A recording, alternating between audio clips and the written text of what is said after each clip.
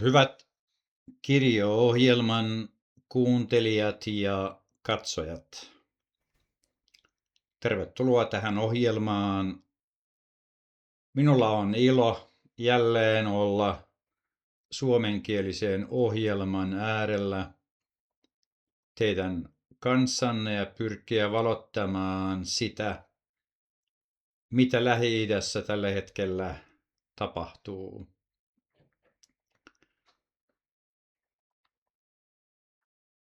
Alueen tilanne, kuten tiedätte, on tällä hetkellä epävakaa ja muutokset tapahtuvat ennätysvauhtia ja siksi pidän tärkeänä sitä, että voimme yhdessä pysähtyä, avata tapahtumien taustoja ja ymmärtää niiden vaikutuksia niin alueellisesti kuin maailmanlaajuisesti.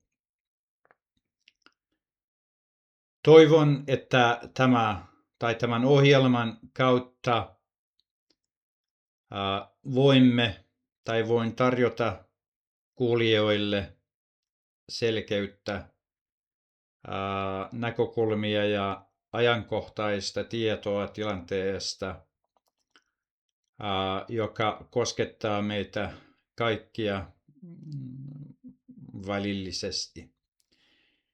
Ja käsittelen tässä kirjo-ohjelmassa Yhdysvaltojen ja Israelin hyökkäystä Iraniin ja yritetään vähän avata tai vastata näihin kysymyksiin, että mistä kriisi on alkanut ja kuinka tai miksi eri kansallisuudet Iranissa eivät sodan aikana pyrkineet kaatamaan hallintoa. Kun Yhdysvallat ja Israel käynnistivät hyökkäykseen Iraniin 28. helmikuuta 2022, koko Lähi-itä ajautui välittömästi täysmittaiseen sotaan. Tilanne ei tällä kertaa jäänyt lainkaan yhden valtion tai yhden konfliktin varaan, vaan tämän sodan seuraukset levisivät nopeasti yli alueen rajojen ja heijastuivat ympäri maailmaa. Tästä sai koko kehitys alkuun se, että Iranin korkein johtaja Ali Khamenei sai surmaansa tässä täsmäiskussa ja kohteena oli Teheranissa tai Teheranin seudulla oleva johtokeskus ja iskun takana olivat Yhdysvallat ja Israel yhdessä osana heidän yhteistä operaatiotaan nimeltä Eeppinen raivo tai myrskyvoima-operaatiota.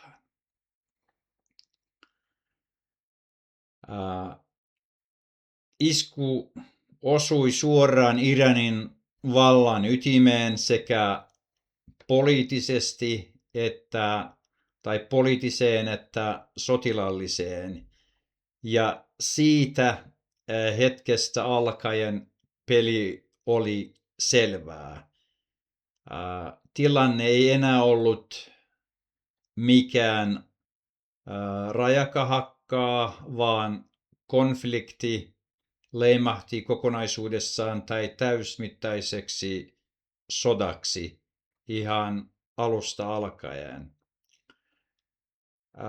Hyökkäyksen taustalla olivat pitkään jatkunut jännitteet, jotka liittyivät Iranin ydinohjelmaan ja kasvavaan ballistiseen ohjuskykyyn ja Iranin ulkopolitiikkaankin tietysti. Neuvottelut ydinaseohjelman rajoittamisesta vuosina 25-26 epäonnistuivat, kariutuivat ja Israelin tiedustelukoneisto arvioi Iranin kehittäneen myös pitkän kantaman ohjuksia, jotka uhkaisivat suoraan Israelia. Tämä kehitys yhdistettynä Yhdysvaltojen Trump-hallinnon tiukentuneeseen linjaan avasi tien sotilaalliselle operaatiolle diplomatian sijaan.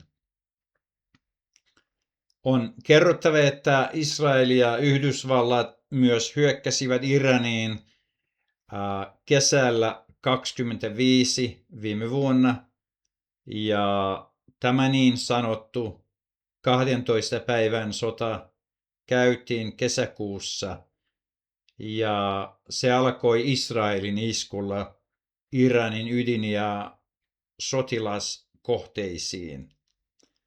Ja Yhdysvallat liittyi mukaan muutamaa päivää myöhemmin. Tänä vuonna tilanne oli erilainen, koska vuoden 26 sodan aloittivat sekä Yhdysvallat että Israelit yhdessä.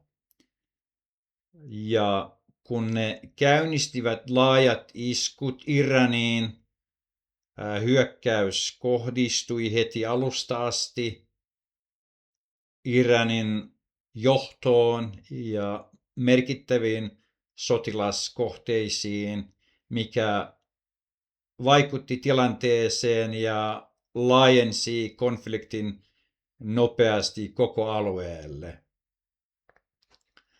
Haluan sanoa suoraan, että se mitä Yhdysvallat ja Israel tekivät Irania vastaan, ei mene kansainvälisten sääntöjen mukaan. Toiseen maahan ei noin vain rynnätä ilman YK-lupaa tai todellista hätätilannetta, jossa pitäisi puolustaa itseään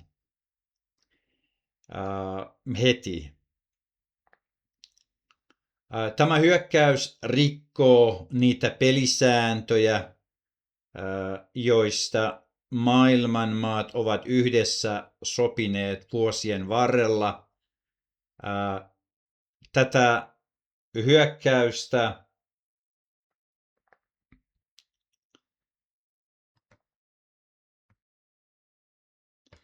ei voi kutsua humanitaariseksi interventioksi,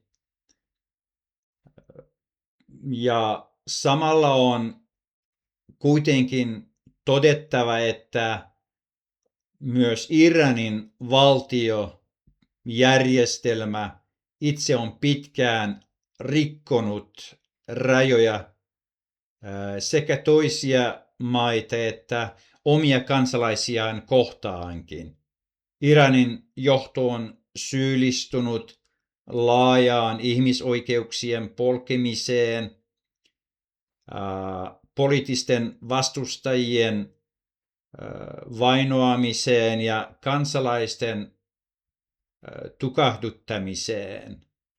Toisin sanoen rikoksiin omia ihmisiä ja kansalaisia vastaan.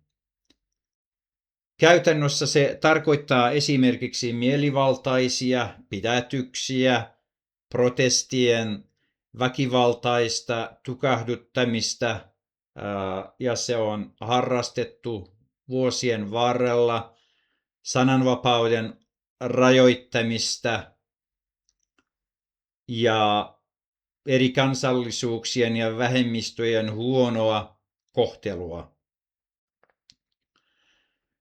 Kokonaisuutena tilanne on monimutkainen ja täynnä vakavia rikkomuksia useammalta suunnalta, eikä yksikään osapuoli ole täysin puhdas. Juuri siksi on tärkeää tarkastella tapahtumia kansainvälisen lain ja ihmisoikeuksien näkökulmasta, eikä vain yhden valtion toimien perusteella. Tässä sodassa eri osapuolet taistelevat toisiaan vastaan, mutta kumpikaan ei oikeasti toimi oman kansansa parhaaksi, eikä varsinkaan rauhan edistämiseksi. Kyse ei ole ihmisten, tavallisten kansalaisten turvallisuudesta tai paremmasta tulevaisuudesta, vaan jostain aivan muusta, voimannäytöstä ja siitä, kuka pystyy nyertämään vastapuoleen. Samaan aikaan tekoja yritetään kaunistella, hyökkäyksiä erilaisilla puheilla, vaikka todellisuudessa molemmat puolet tai sodan osapuolet ajavat eniten omia valtapyrkimyksiään. Hyökkäykseen alettua tämä Yhdysvaltain ja Israelin ilmavoimat ovat iskeneet laajasti Iranin sotilaallisiin ja rakenteisiin, erilaisiin kohtiin, ja Irankin on vastannut hyökkäyksiin välittömästi laajalla ohjus- ja drone-iskujen sarjalla ja edelleen jatkuu. Kohteiksi ovat joutuneet Israelin suurkaupungit sekä Yhdysvaltojen sotilastukikohdat Kuwaitissa, Bahreinissa, Qatarissa, Saudi-Arabiassa, Yhdistyneissä Arabi-emirikunnissa ja Irakissakin ja Etelä-Kurdistanissa. Iran iski myös Hormuzin salmen laivaliikenteeseen ja alueen energia- ja logistiikkaa infrastruktuuriin, mikä heijastui viime päivinä välittömästi maailman öljymarkkinoihin. Yksi merkittävimmistäkin vastaiskuista oli Iranin tekemä hyökkäys myös öljyn jalostamoihin. Voidaan sanoa, että sota ei ole rajoittunut tällä kertaa pelkästään Iranin, Israelin ja Yhdysvaltojen keskinäisiin iskuihin, vaan on laajentunut nopeasti koko Lähi-itään. Tämä Iranin liittolainen Hezbollah Libanonissa osallistui taisteluihin iskemällä raketteilla Israeliin, johon Israelkin vastasi sotilaallisesti ja laajoilla ilmaiskuilla Libanonin eteläosiin ja myös Beirutin lähiöihin. Irakin, Omanin ja Qatarin suunnaltakin kerrottiin myös drone- ja ohjusiskuista, joiden arvellaan olleen Iranin tai sen liittolaisten tekemiä. Kuten ollaan tietoisia, Irakissa on tämän tyyppisiä liittolaisia, Iranin liittolaisia on todella paljon erilaisia ryhmiä, ja ne yrittävät tukea Iraniin kaikkiin voimiin tässä sodassa omilla operaatioillaan. Konfliktin humanitaariset seuraukset ovat olleet kaikkialla, erityisesti Libanonissa ja Iranissa, valtavia, ja myös Israelissa ja Irakissa. Iranissa kuolleiden määrä on paljon, ja Libanonissa sekä Israelissakin uhrimäärät ovat nousseet useisiin, voi sanoa satoihin. Iranissa ja Libanonissa monta miljoonaa ihmistä on joutunut myös jättämään kotiinsa. Samalla lentoliikenne koko alueella on häiriintynyt vakavasti, ja Hormuzin salmen sulkeminen nosti öljyn hinnan yli $100 tynnyriltä, mikä lisäsi sodan vaikutusta maailmanlaajuisesti. Iran on valinnut uuden johtajan, Mojtaba Khamenei, Ali Khamenein poika, joka kerrotaan, että on haavoittunut konfliktien alkupäivinä. Hän omassa kirjallisessa viestinnässään vannoi jatkovansa taistelua, kunnes Yhdysvaltain joukot poistuvat alueen sotilastukikohdista. Hänen viestinsä viittaa siihen, että Iran ei ole valmis neuvottelemaan tulitaukoa, ellei sen esiin nostamia ehtoja, kuten sotakorvauksia ja monet muut Iranissa virassa olevat tahot ovat nostaneet tämän sotakorvauksia ja kansainvälisiä turvatakuitakin. Toisaalta Yhdysvaltain presidentti Trump on julistanut, että sotatoimet jatkuvat, kunnes työ on saatettu ihan loppuun tai päätökseen. Eikä hän ole hyväksynyt Iranin esittämiä ehtoja sodan lopettamiseksi. Näin ollen diplomatian mahdollisuudet tällä hetkellä näyttävät heikoilta, mutta tilanne on auki, ja politiikassa voi tapahtua mitä vaan. Sota on jatkunut nyt jo pitkään, eikä yksikään osapuoli näyttä olevan valmis perääntymään. Päinvastoin iskut ovat koventuneet, laajentuneet ja tulleet entistä tuhoisemmaksi, ja kun kumpikaan puoli ei halua näyttää heikkoutta, hyökkäyksistä tulee jatkuvasti isompia ja sotilaallisesti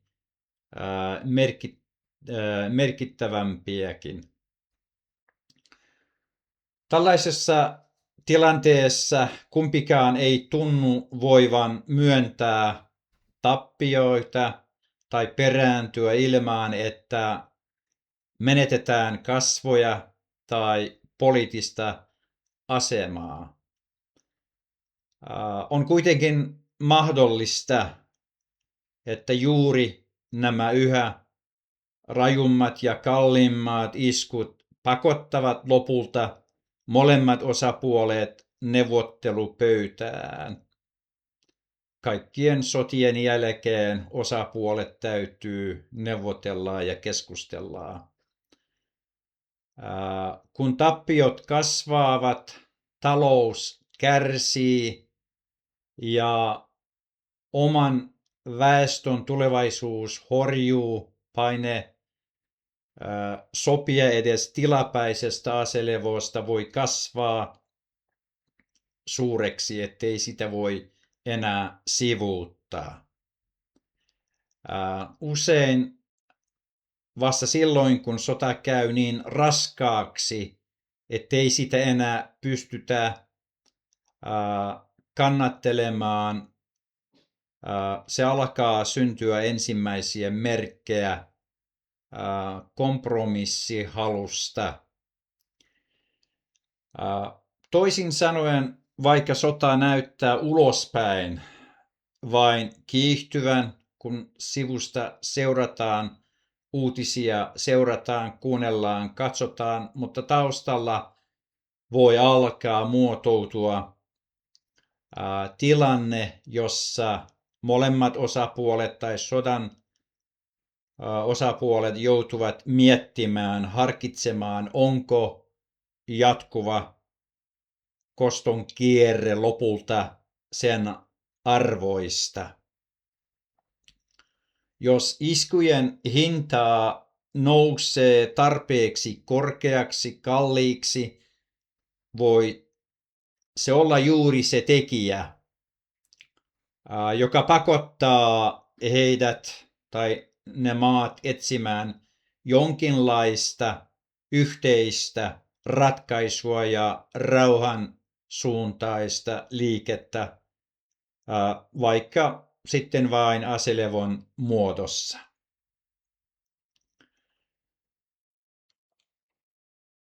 Monet meistä täällä ja siellä ovat sodan aikana pohtineet, miettineet, millainen rooli YK:lla, yhdistyneillä kansakunnilla ja Euroopan unionilla on sekä kriisiin hallinnassa että kansainvälisen yhteisön tukemisessa. Tässä sodassa YK:n ja Euroopan unionin asema on todellisuudessa heikko. Ne eivät voi oikeastaan estää sotaa, eivätkä ne ole mukana tekemässä isoja päätöksiä. Eurooppa on ollut tilanteen edessä lähinnä hämmentynyt ja sivussa kokonaisuudessaan, koska Yhdysvallat ja Israel eivät edes kysyneet Euroopan mielipidettä ennen hyökkäystä. Euroopan maat ovat myös riidelleet keskenään jossain määrin siitä, miten tähän pitäisi suhtautua, joten yhteistä linjaa ei ole saatu aikaan. Eurooppalaisilla ja heidän poliitikoillaan ei ollut tarpeeksi ryhtiä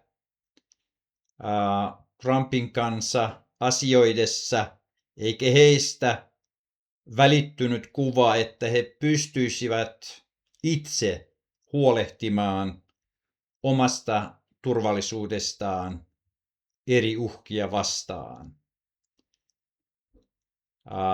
He olisivat voineet tuoda selkeämmin esiin sen, että myös Yhdysvallat tarvitsee Eurooppaa, ja ilman tiivistä yhteistyötä Amerikkaan Yhdysvaltojen asema maailmalla heikkenee. Saman aikaan Euroopassa ja esimerkiksi Suomen mediassa nostettiin esiin uutisia välillä joskus aikoja sitten, joilla ei ollut juurikaan mitään merkitystä, kuten se, että Suomen presidentti Stubb oli pelannut golfia Trumpin kanssa. Tärkeiden asioiden sijasta huomio kiinnittyi sivuseikkoihin. Ja YK taas ei ole pystynyt toimimaan tehokkaasti, koska suurvallat ovat erimielisiä. Kun Yhdysvallat, Kiina ja Venäjä ajavat omia tavoitteitaan, YK ei pääse tekemään vahvoja päätöksiä. Ja tämä ilmeni myös Ukrainan ja Venäjän sodan aikana. Siksi YK:n puheet jäävät lähinnä varoituksiksi, joille ei ole juuri vaikutusta sodan kulkuun, lopputulokseen.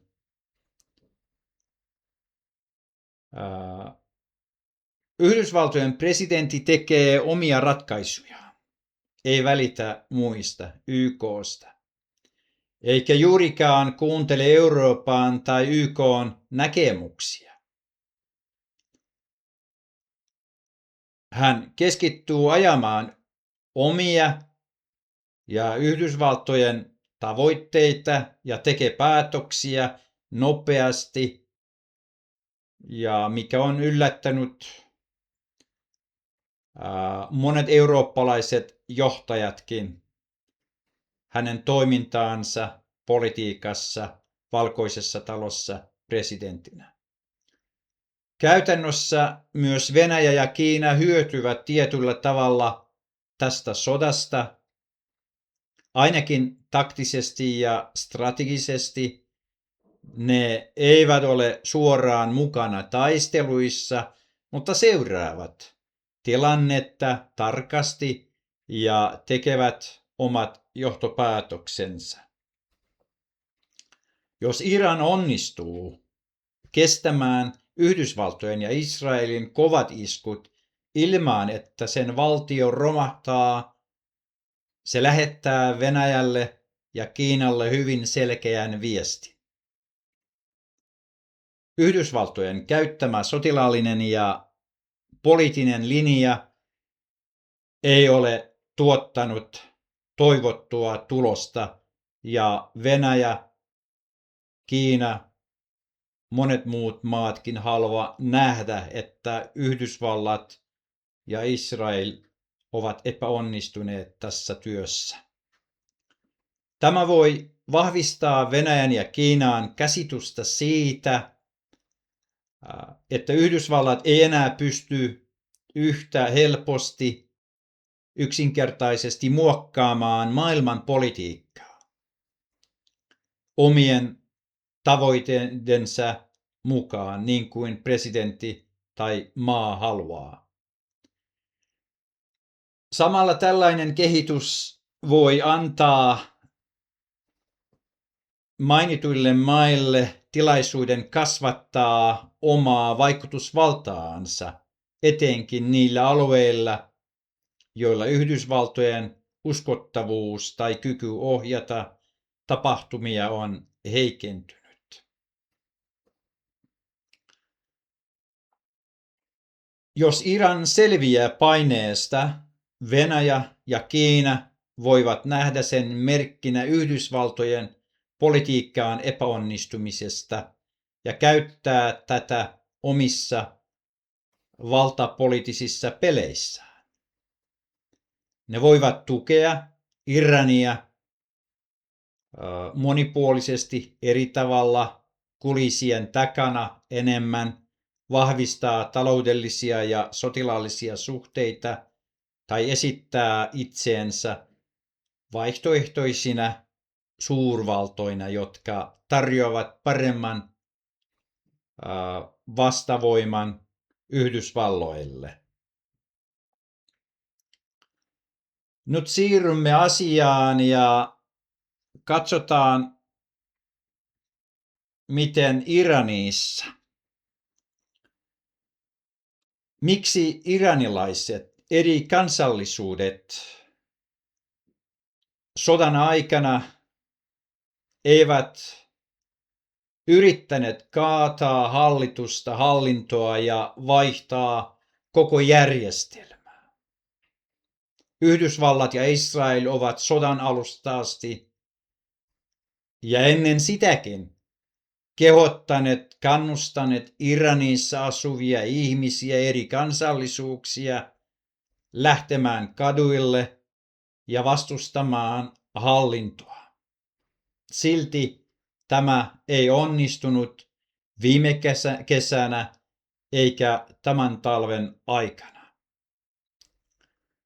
Kun jokin maa joutuu ulkopuolisen hyökkäykseen kohteeksi, niin kuin Iran on joutunut tällä hetkellä, yleensä sen sisäpoliittinen dynamiikka muuttuu yleensä nopeasti. Se on erikoistilanne, poikkeustilanne. Sekä opposition että hallituksen vastustajien on tavallista hiljentyä, vaikka heidän alkuperäiset näkemuksensa olisivat kriittisiä.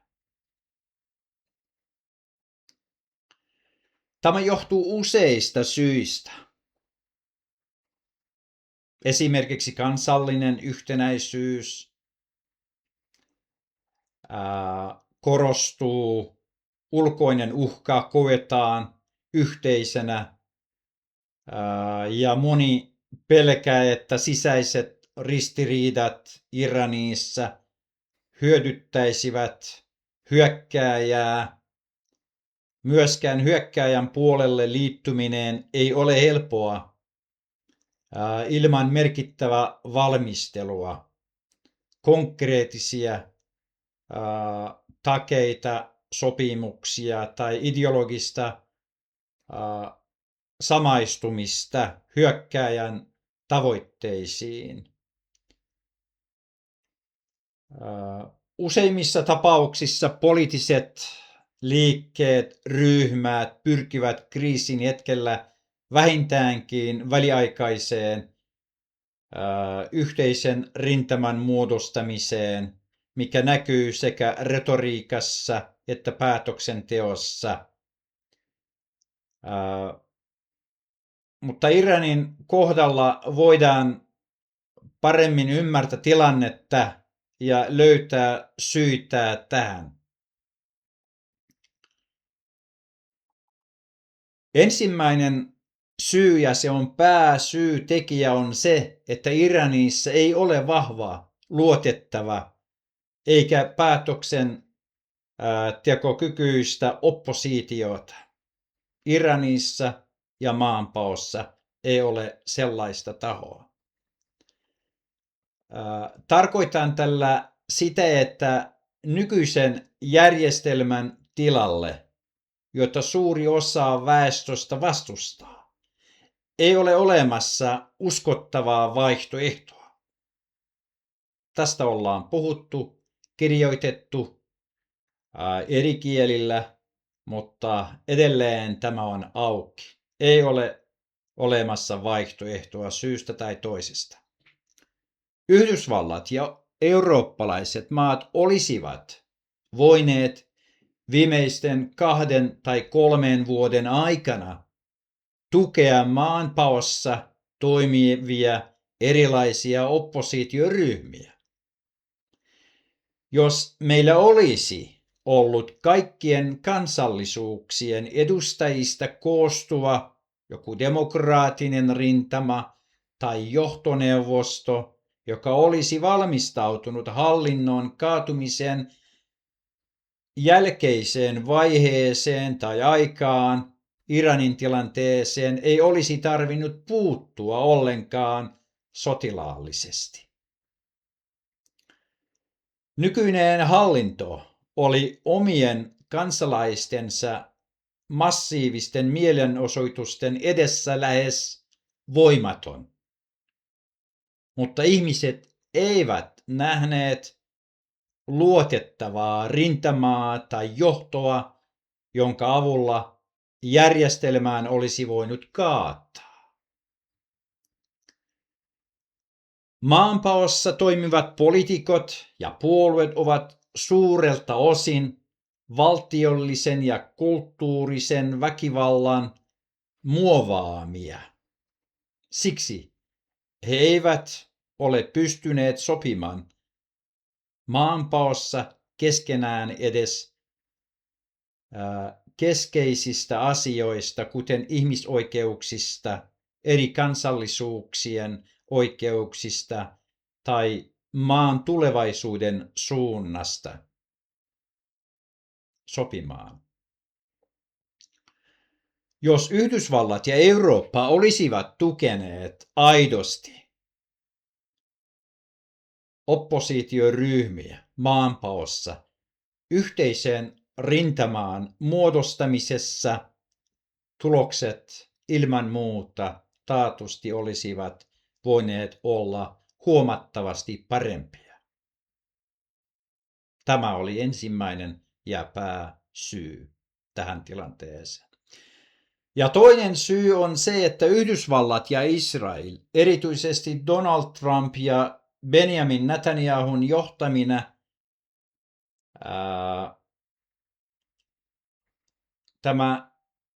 eivät nauti laajaa luottamusta Iranin eri kansallisuuksien keskuudessa. Vähän heistä puhutaan sosiaalisessa mediassa, kirjoitetaan, on yritetty saada apua, mutta he eivät nauti laajasti luottamusta eri kansallisuuksien keskuudessa. Ja Trumpin poliittisen linjaan suhtaudutaan epäileen. Ja häntä kuvataan usein, niin kuin muualla maailmassa, henkilöksi, poliitikoksi, joka muuttaa mielipiteitään nopeasti ja arvaamattomasti. Häneen ei luoteta, hänen puheeseen ei luoteta. Esimerkiksi hänen kampanjalupauksensa vaalien aikana oli se, että hän pystyy lopettamaan Ukrainan ja Venäjän välisen sodan vaikkapa vuorokaudessa. Mutta tämä oli iso valhe. Ei pystynyt tähän, ja tämä on herättänyt paljon epäilyyksiä. Sen lisäksi hän antoi iranilaisten mielenosoitusten aikana tammikuussa ristiriitaisia lausuntoja sekä mielenosoittajista että Iranin tilanteesta ja johdosta. Tällaiset ristiriitaiset lausunnot ja poliittisen linjan jatkuvat muutokset ovat luoneet käsityksen epäluottamuudesta. Ei tiedä tai kansalaiset eivät tiedä, mitä hän haluaa, koska mitään konkreettista tai sitovaa ei ole sovittu Yhdysvaltojen kanssa, eikä Trumpin mahdollisesta tulevasta politiikasta ole selvää suunnitelmaa. Monet iranilaiset eivät ole toistaiseksi uskaltaneet nousta avoimesti Iranin islamilaista hallintoa vastaan. Siitäkin huolimatta, että he ovat kärsineet sen alla vuosikymmeniä.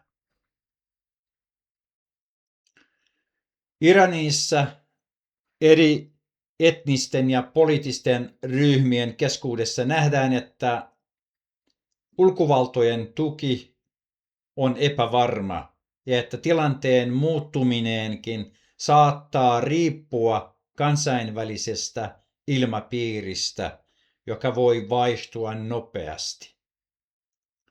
Näin ollen moni kokee, että hallintoa vastaan nouseminen ilman selkeää ulkopuolista tukea tai poliittista varmuutta on liian riskialtista.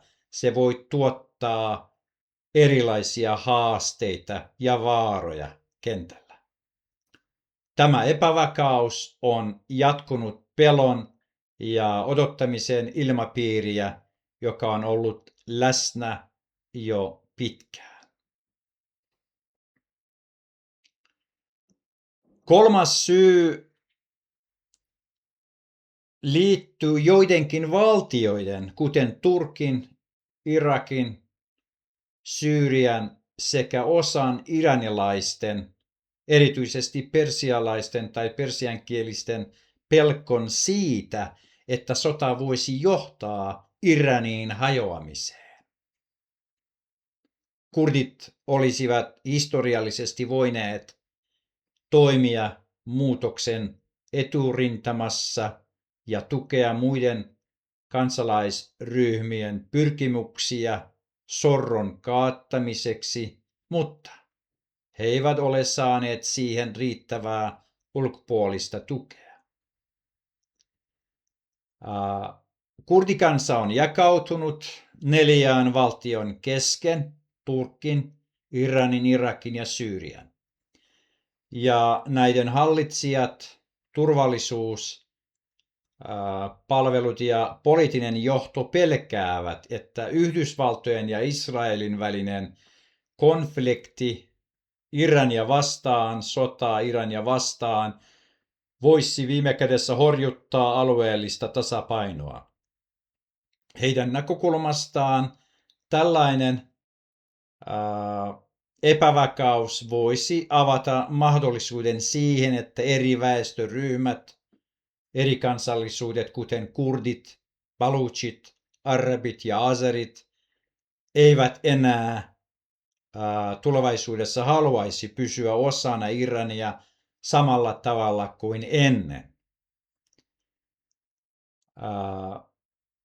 Tätä skenaariota on sodan alettua tällä kertaa korostettu tietoisesti ja tarkoituksellisesti, jotta muutoshaluja ja poliittisten liikkeiden nousua Iranissa voitaisiin hidastaa. On kerrottu tarinoita, jonka mukaan Iranin sisäiset protestit, uudistusvaatimukset ja oppositioliikkeet johtaisivat väistämättä maan pirstoutumiseen. Todellisuudessa nämä kansat ovat taistelleet omilla tavoillaan Iranin islamilaisen tasavallan aikana sorron ja syrjinnän lopettamiseksi, ja shahin aikanakin näin on käyty. He ovat vaatineet perusoikeuksiaan, ihmisoikeuksiaan, kuten itsemääräämisoikeutta kansana, yksilönä, vähemmistönä ja sananvapautta, kielellisiä ja kulttuurisia oikeuksia sekä poliittista osallisuutta. Iranin johtajat, mukaan lukien viranomaiset, poliitikot, vallankumouskaartit sekä maan presidentti ja parlamentin puhemieskin ovat toistuvasti väittäneet, että ulkovaltojen hyökkäysten tai painostuksen tavoitteena olisi hajottaa Iran pieniksi osiksi. Tällä pelolla on pyritty oikeuttamaan kovaotteisia toimia ja estämään sisäiset demokraattivaatimukset. 4. syy tähän on valtiollisen väkivaltakoneistoon, jota on käytetty systemaattisesti, järjestelmällisesti sekä shahin että islamilaisen tasavallan aikana. Sillä on pitkä historia Iranissa ja syvät juuret. Maan vankilat ja niissä tapahtuneet rikkomukset, teloitukset ja selviytyneiden kertomukset kuvaavat yksinkertaisesti selkeästi valtion toimintatapaa sekä sitä, millaista sortoa kansalaisia vastaan on vuosikymmenten ajan harjoitettu. Vaikka ihmiset ovat toistuvasti yrittäneet vapautua Iranissa tästä järjestelmästä, mutta yritykset eivät ole toistaiseksi onnistuneet. Yhtenä merkittävänä syynä on, että maassa ei ole toiminut vahvaa yhtenäistä oppositiota. Myös ulkomailla toimivat oppositioryhmät ovat olleet keskenään hajanaisia ja poliittisesti heikkoja, mikä on jättänyt kansalaiset ilman selkeää vaihtoehtoista johtoa tai tukea. Kansalaiset eivät ole varmoja omista tai omasta tulevaisuudestaan. He näkevät, että vaihtoehtoa ei ole. Lisäksi iranilaiset ovat omakohtaisesti nähneet, miten islamilainen tasavalta, sen johto ja turvallisuuskoneisto, tiedustelukoneisto ja armeija reagoivat kansalaisten vaatimuksiin. Viranomaiset ovat toistuvasti osoittaneet olevansa valmiita käyttämään äärimmäistä väkivaltaa, jopa järjestämään verilöylyjä, ja on tehty protestiliikkeiden tukahduttamiseksi. Viimeisempien mielenosoitusten aikana on nähty, kuinka raakaa väkivaltaa järjestelmän edustajat ja aseistetut joukot ovat käyttäneet tavallisia ihmisiä ja kansalaisia vastaan. Tilannetta on pahentanut myös Raza Pahlevin läsnäolo tai poliittinen linja, joka monien mielestä on antanut vallankumouskaartille ja viranomaisille Iranissa lisää mahdollisuuksia perustella kovia otteita ja jatkaa sorron politiikkaa. Raza Pahlavi on väittänyt turhaan, että hänellä olisi vallankumouskaartin sisällä 50 000 sotilaan tuki, vaikka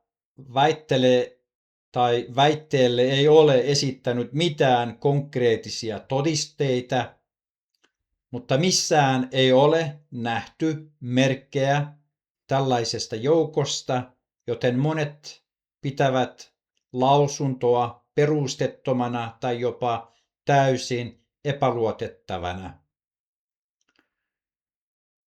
Iranissa ei ole sananvapautta, poliittisia puolueita ei sallita tässä maassa, eikä riippumattomat poliitikot tai yhteiskunnalliset vaikuttajat voi toimia vapaasti, elleivät he tue hallinnon linjaa. Kaiken tämän seurauksena väkivaltaa, pelottelu ja järjestelmällinen kansalaisten vaino ovat toimineet välineinä, joiden avulla vallassa olevat tahot ovat pystyneet pitämään kiinni vallastaan ja jatkamaan nykyistä järjestelmää vuodesta toiseen.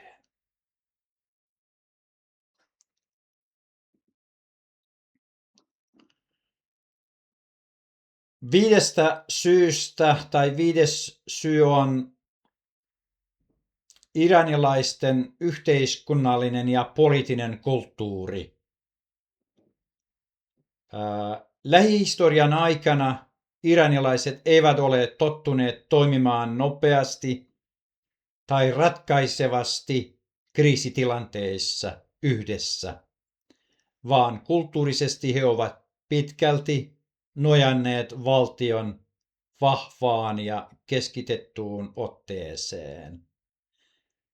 Kun maahan on hyökätty tai Irania on uhattu ulkoapäin, joku ulkopuolinen taho on uhkailut, osa väestöstä sekä maassa että maanpaossa on perinteisesti asettunut hallinnon taakse vaikka piilosti. Tällaisissa tilanteissa ihmiset usein hiljenevät hetkellisesti, koska pelko kaaoksesta ja kontrollin menestyksestä kasvaa. He ovat nähneet, mitä Syyriassa on tapahtunut, Irakissa on tapahtunut ja muualla maailmassa. Ja valtio Iranissa, hallitus, vallassa olevat tahot ovat yrittäneet kertoa kansalle, että jos vaaditte enemmän tai paljon, voitte joutua vakavaan tilanteeseen niin kuin syyrialaiset. Monet iranilaiset pelkäävät valtion täydellistä romahtamista. He ovat vuosikymmenten aikana nähneet, ettei poliittisten vaihtoehtojen joukossa ole laajasti luotettavia toimijoita, eikä järjestäytyneitä puolueita valtakunnallisesti. Kurdistanissa tilanne on eri, mutta koko maassa ei ole tällaista vaihtoehtoa, joilla olisi todellista kykyä tai uskottavuutta johtaa maata kriisin jälkeen, tämän hallinnon jälkeen. Tämä epäluottamus koskee sekä maan sisäisiä että maan ulkopuolisia ryhmiä iranilaisia. Iranissa ei myöskään luoteta helposti ulkopuolisiin toimijoihin. Historialliset kokemukset ovat opettaneet iranilaisille, että ulkovaltojen väliintulot eivät yleensä tähtää heidän oikeuksiensa tai demokraattisten tavoitteidensa edistämiseen, se vaan ulkopuolisten omien etujen ajamiseen. Siksi ulkopuolinen retoriikka tai kehotukset kapinaan eivät ole riittäneet muuttamaan tilannetta, varsinkaan sodan tai kriisin aikana, jolloin ihmisillä on konkreettisia selviytymiseen hätätilanteita. Lisäksi historiallisesta näkökulmasta katsottuna Persian eliitti, ne ryhmät, jotka ovat perinteisesti olleet vallan ja vaikutusvallan ytimessä, ei ole halukas tai uskaltava asettua avoimesti ulkopuolisen hyökkäyksen tai painostuksen puolelle. Tämä juontuu sekä kulttuurisista että geopoliittisista ja historiallisista syistä. Yhteistyö ulkopuolisten voimien kanssa on koettu riskialtiiksi, kun taas neutraali tai varovainen linja on näyttäytynyt turvallisempana vaihtoehtona. Sen takia nyt eliittikin sekä maanpaossa että Iranissa hiljaa ei ota kantaa sitä Iranin tilanteeseen selviin sanoin. Maailman joissakin maissa hullut ovat vallassa. Siksi me joudumme seuraamaan sivusta tilanteita, joissa yksi henkilö tulkitsee maailmaa Jumalan nimessä Iranissa ja käskee sortamaan omia kansalaisiaan. Toisaalta toisessa maassa vallassa oleva henkilö tekee päätöksiä rahan, voiman hegemonian ja yliön nimessä juuri niin kuin hänen mieleensä tai etuunsa itse asiassa vaativat. On päivän selvää, että hullut poliitikot aiheuttaneet ja aiheuttavat haasteita edelleen koko maailmalle. Ja heitä riittää sekä täällä että siellä.